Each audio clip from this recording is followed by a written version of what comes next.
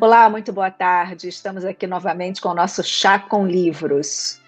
Neste sábado, temos uma convidada especial, a Clarice Campos. A Clarice Campos é uma professora, há 30 anos desenvolve o trabalho dela dentro das escolas públicas do Rio de Janeiro. Ela descobriu que a literatura poderia aproximá-los da cultura africana. E através de livros, naquele mundo mágico das bibliotecas, ela conseguiu fazer com que as crianças tivessem uma iniciativa que surpreendeu a muitos. Eles trabalham com clips, com audiovisual, dentro daquilo, a partir daquilo que eles leem. Então, vamos conhecer Clarice Campos. Olá, Clarice, tudo bem com você? Tudo bem, boa tarde. Obrigada pelo convite, é um prazer estar aqui para conversar sobre livros, sobre histórias. Eu sou uma professora apaixonada por livros e literatura. Que bacana, Clarice. Obrigada novamente por estar aqui com a gente. Nossos seguidores também poderão comentar e assistir a gente pelo YouTube e pelo Facebook do Instituto Mapumalanga. Clarice, então, você que fala de uma forma tão apaixonada sobre a educação e literatura, como começou esse sonho? Por que você decidiu ser professora? Eu acho que eu já nasci, né, professora, né? Professora, acho que a gente meio que é escolhido para ser, né? Porque aí a gente, no sentido de que a gente está disponível para ensinar e também para aprender o tempo todo, né? Então, você sempre acha que está deixando alguma coisa e sempre acha que está recebendo alguma coisa também. Aliás, eu tenho certeza que recebendo mais do que entregando, né? É uma troca. E, na realidade, dentro das escolas públicas municipais do Rio de Janeiro, nós não temos as bibliotecas, nós temos as salas de leitura, né? Porque não temos um bibliotecário atuando dentro desses espaços. São espaços dentro da escola e cujo acervo é dinamizado por professores da escola. Então, não são bibliotecários. Então, não é só assim os livros organizados para empréstimo, é uma dinâmica diferente de biblioteca. As salas de leitura, elas configuram como um oásis dentro das escolas, vamos dizer assim, Entendi. onde tudo acontece. E, Clarice, quem é a Clarice adolescente, né? Como é que essa veia educacional começou realmente a pulsar dentro de você? Você nasceu aonde? Você é do Rio de Janeiro mesmo? Como é que foi essa descoberta da Clarice adolescente? Eu sou do Rio de Janeiro, a minha mãe era empregada doméstica e muito leitora, e eu ganhava livros dos patrões da minha mãe, por saber que eu era leitora. Minha mãe, naquela condução pesada, e ela trazia o cansaço e trazia livros, trazia revistas para casa, e livros, alguns que eu tenho até hoje, algumas edições, inclusive, bastante preciosas. E aí, depois continuei na leitura e a minha formação é em letras, português e literaturas, então sempre trabalhando com livros e com histórias. A primeira escola que eu fui trabalhar foi na Baixada Fluminense, do Rio de Janeiro, e eu ia no trem, e era uma escola muito pobre, e eu levava uma mala, porque era uma viagem, e eu levava a minha mala de livros, para então trabalhar com os meus alunos. E o recurso, a tecnologia daquele momento era o flanelógrafo, e depois eu passei pelo retroprojetor, pelo data show, até chegar aos smartphones, né, que dão toda essa possibilidade para a gente. Então, eu fui passando pelas tecnologias junto com os meus alunos. Então, eles são nativos, né? Mas, mesmo sendo nativos, a gente precisa do mediador, né? Não significa que eles sabem tudo, que eu sei tudo. A gente vai trocando justamente para a gente poder fazer juntos e tentar fazer o melhor. E esse trabalho de troca, então, já dura 30 anos? Você é professora há 30 anos, continua sendo? É mais de 30, né? Mais de Na 30? realidade, é mais de 30. A gente fala 30 para não esticar muito, mas eu comecei a trabalhar em 1985 nessa escola que eu estou te falando. E depois eu vim para o Rio de Janeiro, para as escolas do Rio de Janeiro, aí com uma estrutura já bem superior, com uma sala de leitura montada, com uma cerca bacana, e a gente recebia também verba para compra de títulos, e aí eu fazia isso junto com os alunos. E atualmente eu sou estudante, né? Sou estudante, pesquisadora, e sou professora convidada numa universidade. Então, eu já passei por todos os níveis, inclusive já trabalhei até numa creche. Como foi essa descoberta da literatura digital? Como surgiu essa ideia? Eu não sabia nem que existia essa disciplina. Na realidade, eu sou pós-graduada em literatura infantil e juvenil, e pós-graduada também em filosofia. E atualmente, eu sou professora convidada numa pós-graduação em literatura infantil e juvenil, ministrando a disciplina literatura digital. Ou seja, é exatamente o que a gente está vivendo, e muitos, inclusive, agora, nessa situação atual, está se tornando leitor e leitor no digital, porque nós estamos na situação da tecnologia, sobretudo das tecnologias de informação, e o livro também está ocupando os espaços. A leitura está tendo essa modificação, ou mais essa possibilidade, né? Porque o modelo tradicional continua, mas a gente tem aí os leitores agora dos smartphones, dos leitores mesmo, né? Dos e-books. Então, é mais essa possibilidade de leitura em novos suportes. Esse tipo de leitura, ele não é linear, porque você tem os hipertextos, você está lendo e, de repente, você tecla ali nesse texto, na tela, e você já vai passar para uma imagem, né? Porque ele é multimodal também, porque aí você está lendo, mas aí você pode ter um som junto com a leitura. Então, é um outro formato, consequentemente, é um modo diferente de escrever literatura e um modo diferente de ler literatura. Até a maneira da gente segurar o livro, né, e segurar uma leitura é diferente. A maneira como nós nos posicionamos diante dessa leitura também é diferente. Então, é mais uma possibilidade de ler. Eu leio no modelo tradicional, no livro, né, impresso, e leio no digital. Eu leio. Onde tiver essa possibilidade, eu leio. Você vê os jovens lendo digitalmente? Houve realmente uma mudança no Brasil em relação ao interesse pela leitura digital? Sim, porque as coisas elas não acontecem estanques, né? Por um bom tempo, elas vão acontecendo concomitante.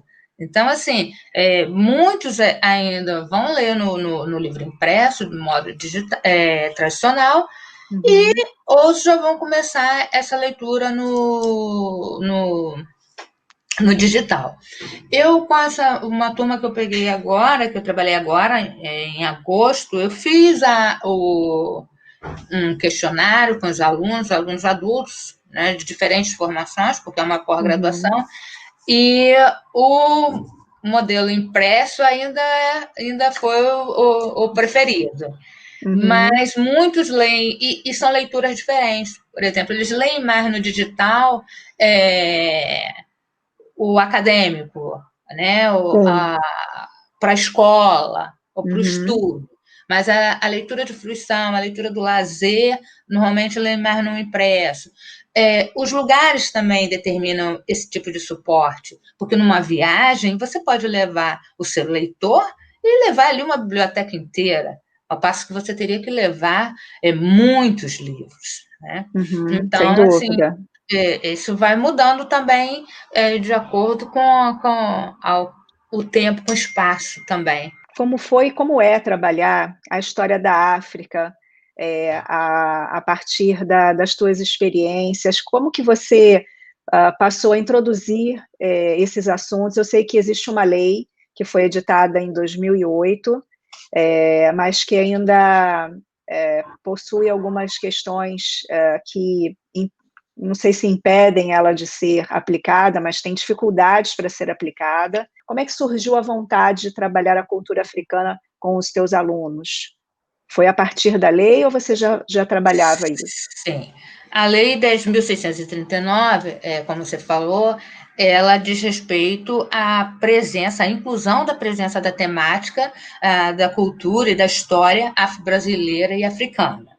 E ela foi alterada para a inclusão também da temática indígena, né? A partir da 11.645, 2008. Na realidade, a gente precisa da lei, né? E essa adequação da utilização, né, da lei dentro das escolas não é uma dificuldade da escola, né? Na realidade, a escola ela ratifica o que existe, o que acontece na sociedade como um todo. A escola tende a ratificar o que acontece, né, na vida, não é uma coisa separada, não é algo separado. E o que acontece na vida e na sociedade como um todo são distorções, apagamentos, né? Então, por exemplo, a minha formação acadêmica é anterior à lei, até porque a lei diz respeito ao ensino fundamental e ao ensino médio. Mas eu não tive literatura africana, por exemplo, na faculdade, nem na pós-graduação, na filosofia. A filosofia que eu conhecia ela é branca, eurocêntrica, europeia. Então, também não conhecia. Então, na realidade, até para a gente começar a trabalhar como profissional também, a gente também passa praticamente pelas mesmas questões dos nossos alunos, ou seja, pelos apagamentos, pelas distorções. Porque eu fui uma criança leitora e eu, como criança leitora, não via naquelas histórias que eu lia nenhuma representatividade, porque eu não via crianças negras naqueles livros que eu lia. Entendeu? E hoje você vê? Alguns, né? Eu até apresentei um, que é um lançamento, estou lendo aí. Nós estamos tendo bastante esse movimento, ainda bem, né? De inclusão, porque nós somos um povo construído por diferentes culturas, com diferentes visões, e a gente não pode privilegiar saberes. Eles podem ser diferentes, mas são tão importantes, né, na nossa formação. Sem dúvida. Todos muito importantes. E desde quando que você vê essa mudança dentro das escolas, com o teu trabalho, ou mesmo com colegas teus? A gente está falando de 2020, né? Essa lei é de 2003, depois foi alterada por outra lei em 2008. Como é que você vê essa evolução? Ela acontece de fato?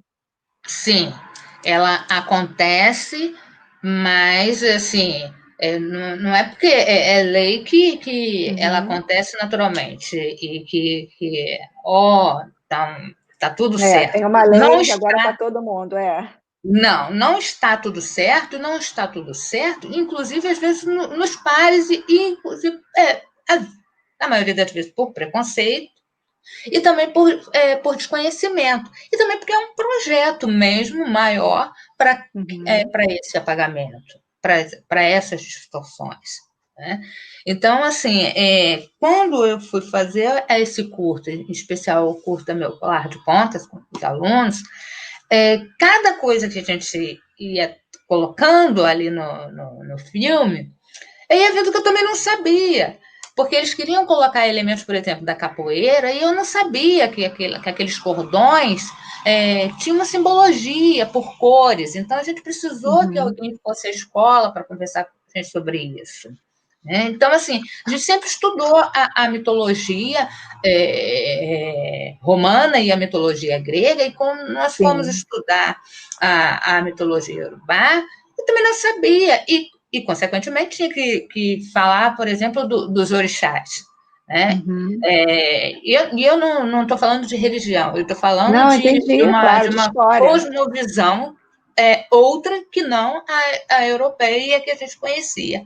Então, eu também tive que buscar esse conhecimento e eu acho que é o que os meus pais estão fazendo também, se não todos, mas eu acredito que a maioria, que estudar, né? Porque quando um aluno ouve falar de Zeus, ele não tem nenhum problema, mas ele tem uma questão se ele ouve falar de Oxóssi ou de outro orixá, por exemplo, que é da mitologia africana.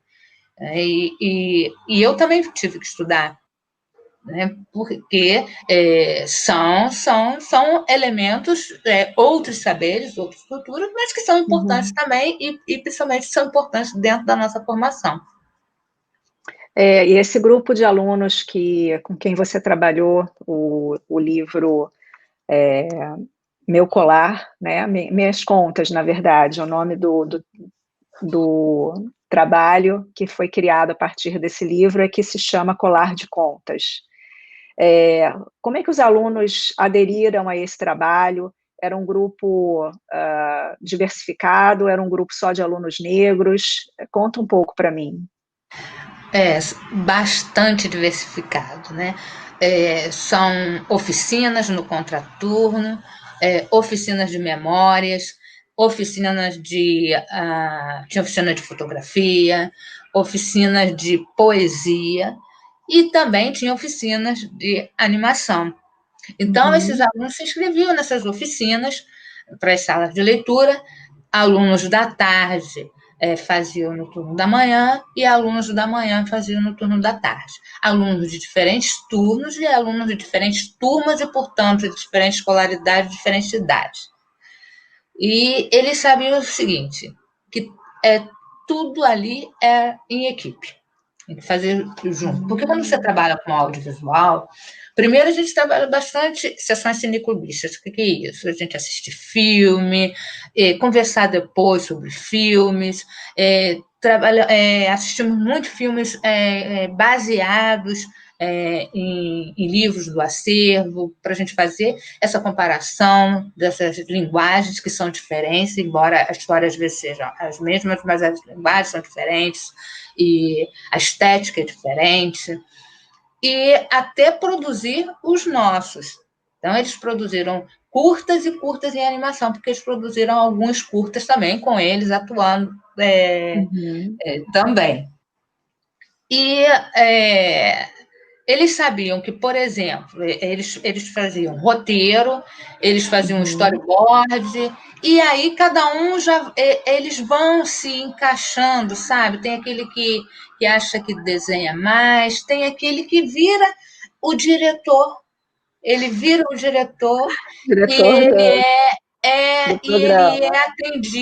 é atendido, sabe? Mas não precisa, ele não tem o nome do diretor, mas ele sabe que ele é, e nós sabemos que ele é também, até eu sei que ele é, entendeu? E às vezes, por exemplo, uma cena que era feita, iniciada no turno da manhã, ela terminada no turno da tarde, e às vezes eles só iam ver assim uma parte do filme pronto, juntos, assim, numa situação assim, especial, porque aí a gente fazia as sessões dentro da escola também, e depois, às vezes, também sessões para as outras turmas, e aí eles faziam com senha, e toda aquela arrumação da sala para ficar naquele aconchego de cinema, de ficar escuro, de ficar mais silencioso. Legal.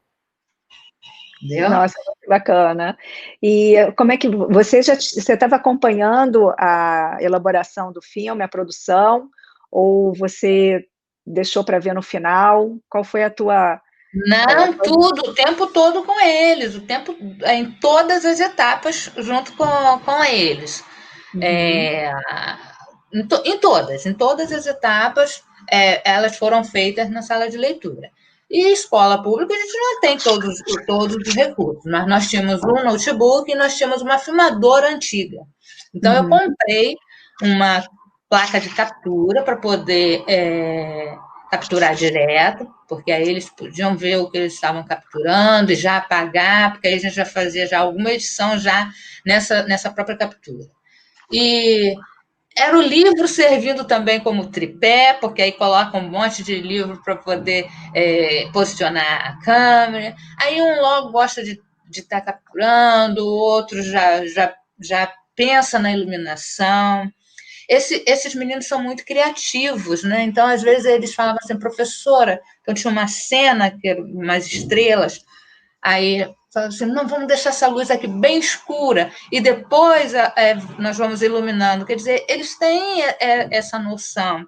E quando eles Uhum. trabalham com o audiovisual, somente escola, eles sabem que em equipe, que não existe o eu. Ali existe um Uhum. trabalho em equipe, sabe que também nem sempre a nossa vontade ou a nossa opinião é que vai ser escolhida, mas mesmo não sendo, a gente vai trabalhar é, no que o outro opinou, escolheu, e muitas das vezes também o aluno se vê ali naquelas histórias, ele se vê ali também naquelas personagens. A maneira deles assistirem depois a outros filmes também é diferente. Quando os Uhum. pais vão à escola também, eles têm uma.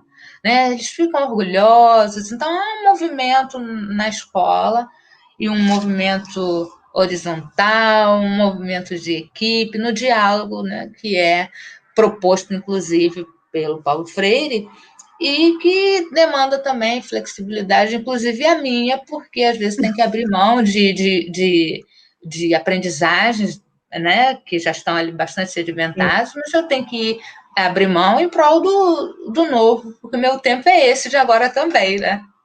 Nossa, que bacana te ouvir, porque lá no início da conversa você já falou sobre essa troca. Então, a sensação que eu tenho é que você é uma profissional com essa cabeça aberta, pronta para aprender, pronta para ensinar, mas, na verdade, no final você acaba, após cada trabalho, a sensação que eu tenho é que você, nossa, o quanto eu aprendi, eu acho que eu aprendi mais do que ensinei, né? Então, falando aqui durante pouco tempo com você, Clarice, essa percepção que eu tenho. Não sei se eu estou errada, mas você fala com brilho no olho, né? Você é uma apaixonada pela educação, pela literatura, isso dá para a gente perceber mesmo aqui do outro lado da tela. E você falou sobre apagamento. Como é que você já falou que foi buscar informações a respeito da mitologia africana, mas os professores, de uma maneira em geral, quando a gente fala de apagamento, existe possibilidade de busca dessas informações, existem cursos direcionados, como é que a rede pública hoje trabalha com os professores para que eles possam aplicar a cultura africana dentro da sala de aula? Eu mesma eu fiz um curso de extensão para professores de mitologia Nagô-Yorubá, um curso promovido pelo Colégio Pedro II, que é federal, e ele a 50% das vagas para professores públicos, mas tem professores da rede privada também, olha, um vasto material de literatura, para nós estudar, para nós lermos. Eu acho que, e professor, acho que qualquer profissional, mas a gente tem que estar sempre lendo, a gente tem que procurar Uhum. se atualizar, e tem a lei, que é a questão da adequação. Mas na sala de leitura, por exemplo, do município, além dos livros infantis e juvenis, nós temos muitos livros de formação ou para formação do professor, livro para os profissionais. Interessante. Então, na verdade, existem recursos, né? O Estado e o município vêm colocando recursos para que, de fato, esse conhecimento possa ser divulgado, possa ser compartilhado com os alunos e trabalhados da maneira correta. Quando você como uma professora, e aí contou um pouco também desse trabalho que você fez com os alunos sobre o colar de contas. Você falou de uma maneira muito apaixonada e trazendo o protagonismo de cada um deles. Quando eles trabalham dessa forma, o que você acha que eles tiram como lição, né, para a vida profissional, para a vida adulta? trabalhar com essas oficinas, né? Você falou de uma maneira muito entusiasmada com ela, em relação a elas. Pois é. Existe uma coisa que, inclusive, está muito relacionada com os povos, né, tradicionais, né, os indígenas e também os de cultura africana, né, que é a questão da ancestralidade e a questão do coletivo. Né? O eu quase não aparece nessas situações. Né? Eu sou porque existe o outro. Então, desde sempre eu saber que é em grupo, que é com o outro. E legal. A questão do que veio antes também, né? Porque se a gente está aqui conversando hoje, inclusive com a possibilidade de utilização da tecnologia para isso, é porque alguém veio antes para considerar isso. Só que aí também tem a questão também da questão da mediação, que eu falei, inclusive, anteriormente, porque a gente fala assim, o jovem ele é nativo, ele sabe mexer, ele sabe usar muito rápido, porque ele já nasceu teclando. Mas existem também muitas coisas, né, que estão sendo produzidas e oferecidas. Então, é necessário que a gente busque formar críticos, né, que haja uma criticidade no sentido de que o que é que eu estou consumindo, o que é bom para... Porque nem tudo que está aí significa que é bom. E também nem tudo que é o novo é o melhor, ou porque é tecnológico é bom. Né? Se você tem lá o seu caderno, tá bom. Eu mesmo tenho visto aí os neurocientistas falando para a gente continuar escrevendo, sim. Né? Porque eu tenho amigos que falam assim, não tem mais nem caderno. Pois eu tenho o meu caderno e agora eu estou vendo que é para a gente escrever sim, que são funções importantes para o nosso cérebro também. Então a gente vai unindo as coisas e a gente vai também mostrando para esses meninos, para esses meninos e meninas, para esses adolescentes, né, que informação é essa que ele está pegando ali? De onde ele viu a fonte? Isso ali é verdade, não é? Ou é a verdade de quem? Ou qual é a intenção? Porque não existe neutralidade. Tudo é texto. A roupa que eu escolho vestir é um texto. Então, quando eu colocava os livros, determinados livros, posicionados na sala de leitura, eu estava, de alguma coisa, falando para eles assim, olha, pega esse aqui. Entendeu? Pega esse aqui, eu já colocava assim, às vezes, de frente, já para eles falarem, chegou livro novo? Eu acho que chegou, nem vi que estava aí. O livro já era antigo, às vezes, mas aí você só dá uma trocada de lugar, né? Para tipo assim, pega esse livro aí, é que é bom. Né? Então, assim, acho que às vezes dá mais certo do que você falar assim, olha, você tem que ler esse livro aqui que vai ter uma prova sobre isso aqui. Como que você conseguiu a adesão deles? Às vezes os alunos, tem uns, né, tem uma parte que é muito interessada, tem outra parte que está ali só porque precisa estar. E a leitura, muitas das vezes, é dita pelos próprios alunos ou crianças, falam, eu não gosto de ler, é muito chato. Como é que você, Clarice, trabalha isso? Eu sei que você deve ter alunos muito interessados, mas também deve ter alunos pouco interessados. Como que você consegue trazer adesão para trabalhos como esse, Meu Colar de Contas e outros que você já fez durante a sua vida profissional? Tem, sim, alguns alunos que não estão muito interessados em literatura, como tem muitos adultos e crianças que não estão.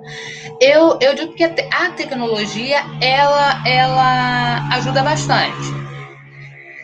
Ela puxa bastante, ela possibilita. Inclusive, até às vezes é um filme que está passando muito, que eles estão gostando e tal. E aí alguns amigos às vezes falam assim, mas isso aí é só comercial, isso aí não tem muita coisa. Mas aí, às vezes, aquela personagem lá, daquele filme Água com Açúcar, ela tá com um livro na mão. E aí eles vão lá buscar esse livro. Então, assim, esse prazer que a gente... Primeiro, você tem que demonstrar que existe um prazer naquilo ali, que você sente um prazer lendo, que você sente um prazer na literatura, para você também tentar fazer com que o outro se apaixone também por aqui. Então, eu digo que a tecnologia ajuda bastante. E eu não sei, alguns amigos meus falavam assim, Clarice, eles vêm porque tem ar-condicionado na sala, olha, eles vêm porque eles não querem ajudar a mãe em casa, olha, eles não vêm porque eles estão já querendo ficar de olho, de paquera. Alguns falavam assim, e eu nem ligo, eu também venho porque eu também não quero fazer em casa nada não, também vou ficar aqui também por isso. E aí, eu não sei, às vezes, se o motivo não fosse o livro, mas depois passava a ser. Passava a ser porque, por exemplo, quando eles criaram um curta chamado O Livro, eles colocaram que a menina estava com um livro na mão. Por exemplo, era uma cena lá que a menina estava com um livro na mão. E a menina estava com um livro de Shakespeare. E eu falei assim, vocês não vão fazer um filme colocando uma menina com um livro na mão, que é um Shakespeare, sem você ter lido essa história. Então, a gente vai ter que ler. Então, assim, tiveram que ler, né? E gostaram. E gostaram. Né? Porque ele é atemporal. Então, assim, você vai puxando. Para alguns você não precisa, porque já chega desse jeito, né? Mas para outros, realmente, porque para alguns, o espaço de leitura e de livros é realmente só o espaço da escola. Né? Sem dúvida. Então, de fato, o papel do mediador de leitura para crianças e adolescentes é fundamental. E você, então, agora, como professora, agora, acho que há alguns anos, né, Clarice, depois você me conta aqui há quanto tempo você é professora dessa disciplina de literatura digital pela Universidade Cândido Mendes, e acho que, enfim, desse aprendizado, você tem levado bastante essas iniciativas para dentro da sala de aula, para fora da sala de aula. Então, como é que esse curso traz uma inovação para o educador? Como é que você vê essa matéria dentro dos trabalhos que o educador hoje pode buscar como uma fonte de inspiração para trabalhos novos? Pois é, esse curso é destinado para qualquer pessoa com uma graduação, mas nós temos lá bastante professores, tem escritores, tem ilustradores, mas eles têm, isso que você acabou de falar, 99,9% dos que estão ali já são apaixonados por livros e por literatura. Então, assim, é muito fácil, né? Vamos dizer assim. E o produto da disciplina é uma animação também. E nós estamos trabalhando no online e em grupo. Então, por exemplo, eles fizeram produções em grupo, e dentro desse grupo tinha alunos que estavam em Minas Gerais, outros no Sul, outros no Rio de Janeiro e outros na Alemanha. E eles fizeram o trabalho em grupo e o produto também foi uma animação. E alguns viram ali, inclusive, mais uma possibilidade de divulgação do próprio livro, porque nessa turma existem escritores também, ilustradores. Outros viram também como mais uma possibilidade de levar o livro, a leitura literária para os alunos. E há quanto tempo você... Essa é o segundo ano. É o segundo ano? É o segundo ano. Então, e realmente eu fui aluna dessa pós, e eu fui convidada pela coordenadora, a doutora Cíntia Barreto. Após a pós, eu fui convidada por ela para fazer parte do corpo docente. Então, eu conheço essa pós-graduação como aluna e como professora. A Clarice, ela é pós-graduada em Filosofia e Literatura Infantil e Juvenil. Atualmente é mestranda em Memórias e Acervos e ministra essa disciplina dentro da Universidade Cândido Mendes de Literatura Digital. Há quanto tempo você estuda, então, com esse currículo vasto? Eu estudo desde o ano de 1970, né? Ou antes, né? Porque a gente já entrava, naquela época a gente já entrava na escola alfabetizado, então você já estudava antes, né? De alguma forma. Então eu estudo desde sempre. Eu nunca saí da escola. sempre eu estudei. E, atualmente, lá no mestrado, eu estudo a Carolina Maria de Jesus, que é uma escritora, uma importante escritora brasileira, Uhum. muito conhecida, é a escritora negra mais traduzida, né? Ela é traduzida para mais de 15 idiomas em mais de 40 países, e ela estudou só durante 2 anos na escola formal, e mesmo assim ela nos emociona até hoje. Ela era uma catadora de papel e no lixo ela catava livros e revistas e folhas em branco. Ela escrevia, ela registrava os acontecimentos da vida dela e, ao mesmo tempo, o dia a dia da favela onde ela morava, que é a favela do Canindé, em São Paulo, na década de 1960. E esse livro se tornou um best-seller e é conhecido. Até hoje ele está fazendo 60 anos, que é Quarto de Despejo, Diário de uma Favelada. Então, eu acho que ela também é uma inspiração para jovens, para alunos, porque ela é uma mulher que persistiu, uma mulher forte, e com toda a diversidade, o sujeito negro, a partir de Carolina, deixa de ser periférico e passa a ser tema. Ele é central. Carolina, ela era escritora, narradora, e ela era também personagem dessa história que ela escreveu, e que, ao mesmo tempo, é a história a minha história, porque eu também sou oriunda de escola pública de classes populares, e a história dos meus alunos também. Dentro das escolas, quando eu até te perguntei sobre a diversidade dos grupos, né? Então existem crianças negras, crianças brancas, você viu uma evolução quando você começou a dar aula até hoje em relação a questões relacionadas ao preconceito, à identidade da cultura negra? Como é que você vê isso, a partir da tua posição de professora, educadora e pesquisadora? Claro que avançou, há uma modificação, nós não estamos no céu de brigadeiro, mas da época que eu comecei a estudar para agora já mudou bastante, né?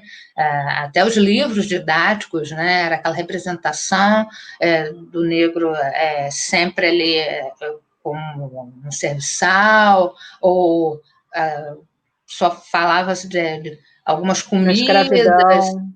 Exatamente, de sofrimento, né? E não falava de representação de figuras importantes na ciência, na cultura, né? De pessoas importantes na formação do povo brasileiro, e inclusive na representação dos livros literários e dos livros didáticos também. Então, assim, nós estamos avançando devagar, mas estamos sim. E até esse outro livro que eu falei para você, que é o lançamento, que é o Lia Lia, eu gostei desse livro porque ele tem uma protagonista que é uma menina, que ela é leitora, e ela é negra, e esse livro em nenhum momento está falando porque a Lia era negra e tal. Nós estamos vendo pela ilustração que é uma menina negra. Então, assim, a gente tá se vendo, né? As crianças estão se vendo nos livros, porque isso não acontecia, a gente não se via nos livros, né? A gente não... As princesas todas brancas, altas e magras. Loiras. Isso. Né? Isso. Então hoje você se vê, né? Você se vê a sua cultura sendo muito mais divulgada, compartilhada, e até para nós brancos também. Quando eu eu estudei no Pedro II. Você falou do Pedro II, eu só tenho saudades. Era uma escola, desde então, eu comecei a estudar no Pedro II nos anos 80, e é uma escola muito aberta, né? E esse tipo de trabalho de oficinas e diversidade já existiam. Então, eu talvez aquelas questões que a gente... Será que eu não via porque eu não sabia? Ou eu não via porque não era chamada atenção? Além do sistema de cotas, além da legislação de introdução da cultura negro-africana dentro das escolas. O que mais você vê, Clarice, como agora não só como uma mediadora, mas como uma espectadora? O que você vê como importante de ser desenvolvido como políticas públicas atualmente no Brasil? A questão do preconceito, a questão do racismo não é uma questão do negro, né? Ela é uma questão nossa enquanto sociedade. Enquanto sociedade. Como você mesma acabou de falar. Não e você até falou assim, eu não sei se eu não via. Não via porque a gente acaba não vendo mesmo, porque é tão natural, né? A gente ir a um restaurante ou a gente ir, por exemplo, a um show e as únicas pessoas negras nesses ambientes são as que estão servindo de alguma forma, né? Elas não estão ali para comer ou para se divertir, para escutar a música do show. Né? E era também essa questão que você falou da história que a gente estudava, eles vieram no navio, vieram escravizados, e ponto.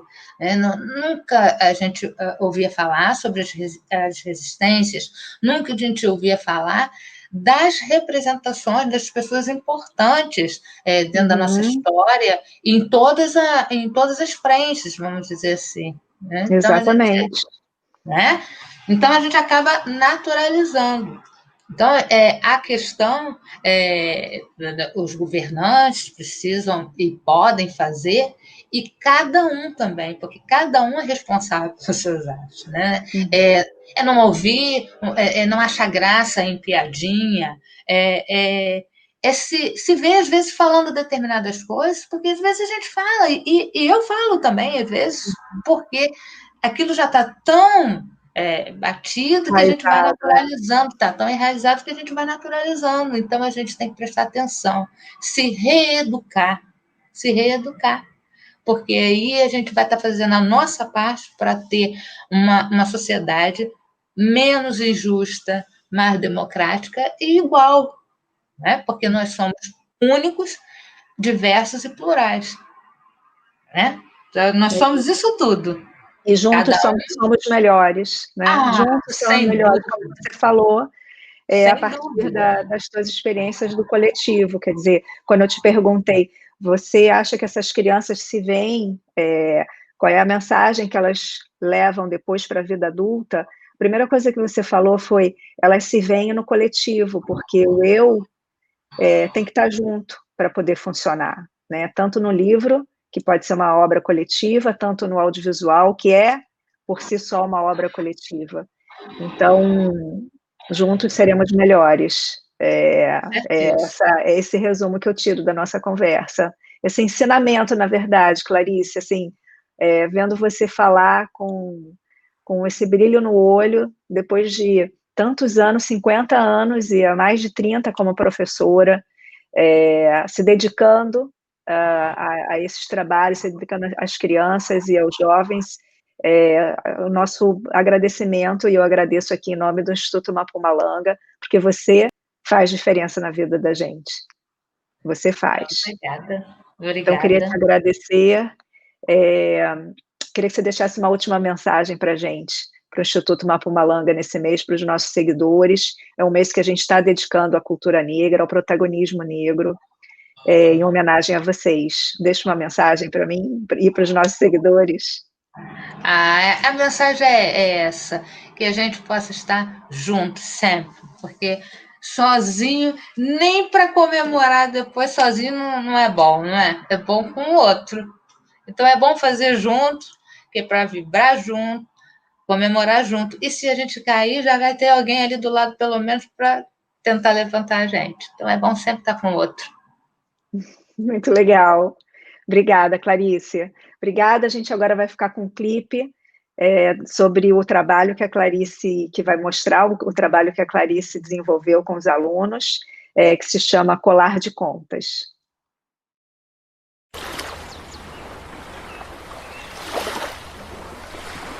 Albatroz, albatroz, águia do oceano, tu que dorme das nuvens, entre as gases, sacode as penas leviatando o espaço. Deus, ó Deus, onde estás que não respondes? Em que mundo, em que estrela tu te escondes?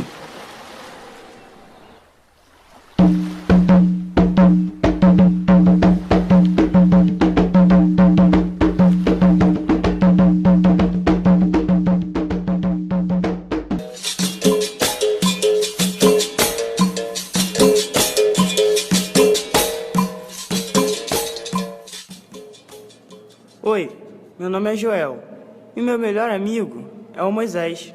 Nós estamos sempre juntos.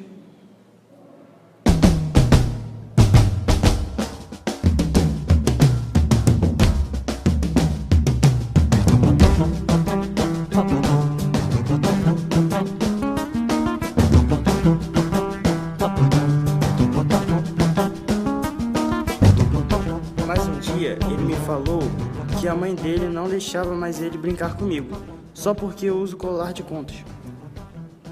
Será que a mãe dele não gostava mais de mim, só por causa de um colar? Me senti tão sozinho, era tanta raiva que eu queria lutar. Quis me esconder na mata, me enfiar na lama. Chorei um rio de lágrimas e o rio virou mar.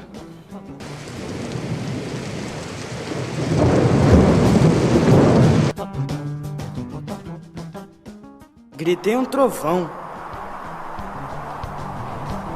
e corri com o vento. Eu queria arrancar meu colar de contas. Caminhei até minha casa para o colo da minha avó. A nossa religião é linda. Prega o bem e o amor à natureza. Samba, capoeira, candomblé. A cultura negra não pode ser perseguida. Todo mundo tem o direito de ter sua religião, de usar crucifixo, quipá, turbante, colar de contas. Tem até o direito de não ter religião. No dia seguinte, acordei orgulhoso da minha religião. Encontrei o Moisés e expliquei que todas as religiões são especiais. Ele nem me ouviu direito. Estava muito preocupado porque a mãe dele estava com uma coceira danada. Minha avó me deu umas folhas e disse para eu levar para a mãe do Moisés. 2 dias depois, ele e a mãe apareceram na minha casa, trazendo um bolo de fubá. Ela estava curada. Aproveitamos o bolo, a paz e o respeito e fizemos uma grande festa. Salve a consciência negra! Show preconceito racial. Somos todos iguais. Abaixo a discriminação. Vamos celebrar a paz. Show preconceito racial.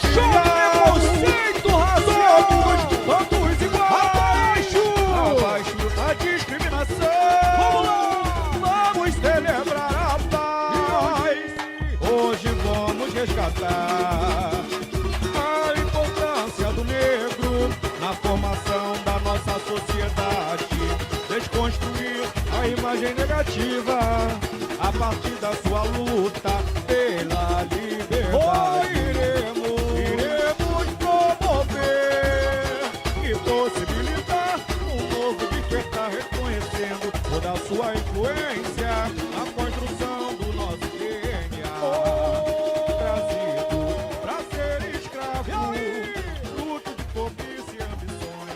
O negro trouxe também suas histórias, costumes e tradições ao toque do tambor.